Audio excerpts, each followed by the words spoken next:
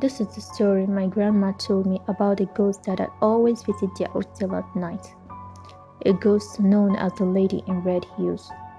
My grandma had just finished her elementary school education, so her parents sent her to an all-girls government secondary school as a boarder. They only get to visit her once a month. My grandma was excited about attending new school, where she would get to make new friends from all over the country. She was sent to the boarding school with lots of love and goodies from her parents. A room was assigned to her by the hostel matron. She became friends with her roommates, Cassie, Lara, and Tara, but she was very close to Cassie. Later that night, around 12 o'clock, she heard sounds of heel clicking on the floor loudly. She thought the sound belonged to the matron. The heel stopped clicking around 3 o'clock a.m. The following night, the same heel kept on clicking from 12 a.m. to 3 a.m., and this goes on every night. My grandma wondered how her roommates were able to endure such annoying and irritating sound. Because of the sound of the heels, she couldn't get some sleep. She has had enough of the heel sound. She decided she's going to give whoever is with the noisy heel a piece of her mind. She got down from her bed angrily and stormed for the door. She reached for the doorknob and was about to wind it open when Cassie stopped her from doing so. Cassie shook her head sideways and said with a whispering voice, "Don't you dare do that," Cassie warned. "Why?" "The heel sound is annoying." My grandma sounded confused. The sound belonged to a ghost known as the Lady in Red Heels. Cassie dragged my grandma to her bed and told her the story of the ghost that had always troubled their nights. "You see that lady making that sound is a ghost? It is the ghost of a student that once lived in this hostel 3 years ago.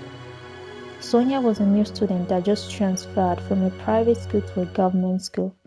She was assigned to share a hostel room with her seniors. Sonia was very bright, social, smart, and beautiful. Everybody loved her, including the matron, teachers, and the principal. Because they loved her, she always gets away with silly mistakes that could land other students in trouble. This made her roommates jealous. They hated her because of it. One day the school was having cultural events. Her roommates seized the opportunity to deal with her. They grabbed her and locked her in the hostel storage room. The room was covered with dust, spider, and cobwebs.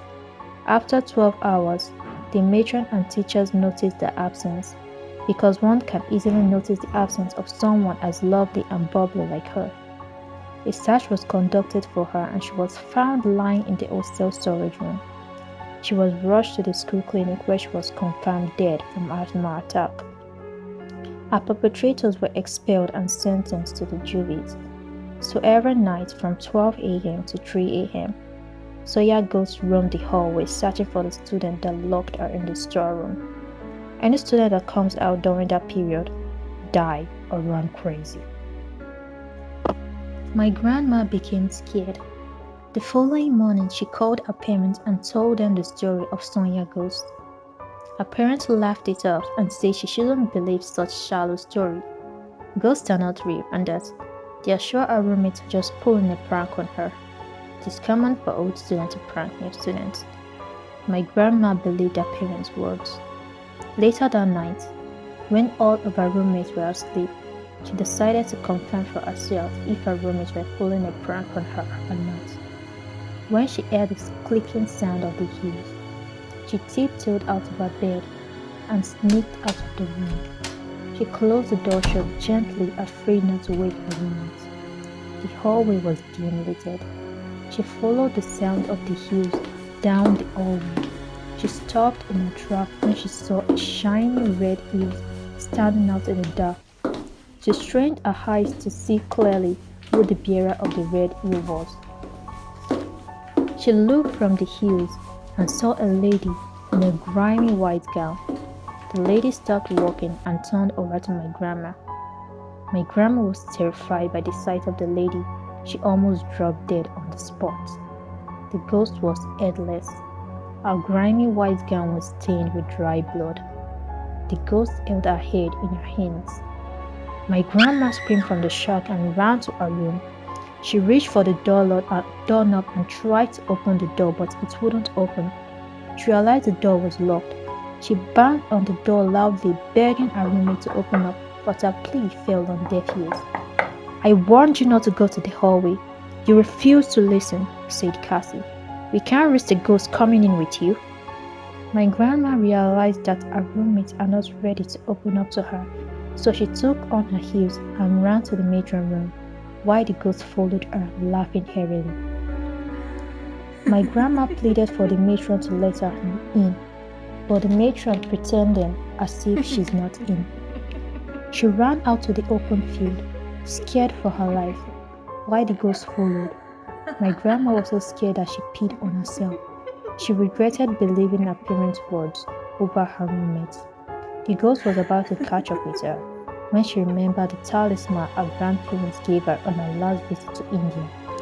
They believed the talisman a ward of evil eyes. She yanked the talisman from her neck.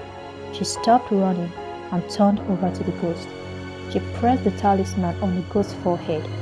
The ghost fell to the ground, screeching loudly from pain and fear. Vapor emitted from the ghost's forehead.